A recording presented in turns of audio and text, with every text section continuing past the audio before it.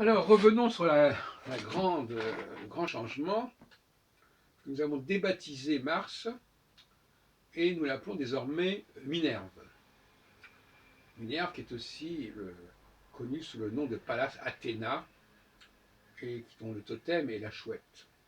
Minerve qui est fille de Jupiter, tout comme Mars d'ailleurs, et qui est sortie tout armée avec sa lance et son bouclier du front de Jupiter, parce que Jupiter était malade, quelque part il avait absorbé quelque chose, et il a demandé à Vulcain de lui forer le front pour les...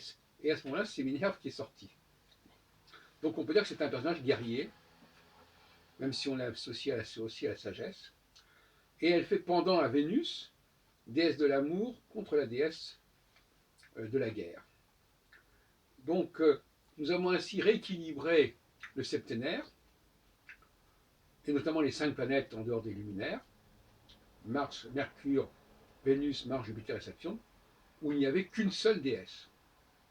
Donc si on enlève Mars et qu'on remplace par Minerve, ben, c'est déjà plus équilibré. On a une déesse pour les planètes intérieures, hein, c'est Vénus, et une déesse pour les planètes extérieures, c'est Minerve. On nous objectera que le couple Mars-Vénus en astrologie est bien connu, mais je répète, je ne signalerai que en astrologie, la plupart des couples sont des couples de même sexe. Mercure et Jupiter, qui sont Mercure Gémeaux, Sagittaire, ce sont deux dieux, par exemple. Bon. Alors, si on a Mercure et Jupiter de dieux, on peut très bien avoir Vénus, Minerve, deux déesses. Ça ne pose pas de problème majeur.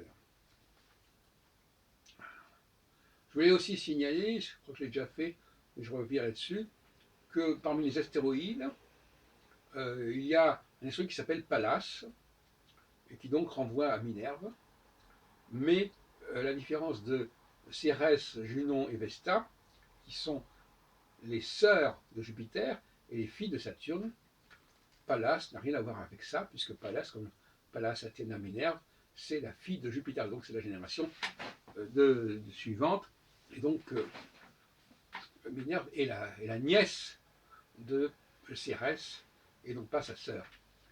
Donc, donc ça a été fait un peu n'importe comment, ce baptême des astéroïdes entre 1801 et 1806 ou 1807. Les 4 plus gros astéroïdes. Donc c'est important que l'astrologie se démarque de l'astronomie, voyez-vous. L'astronomie peut s'amuser à appeler ça ce dieu Mars, mais nous, astrologues, désormais, nous l'appellerons Minerve.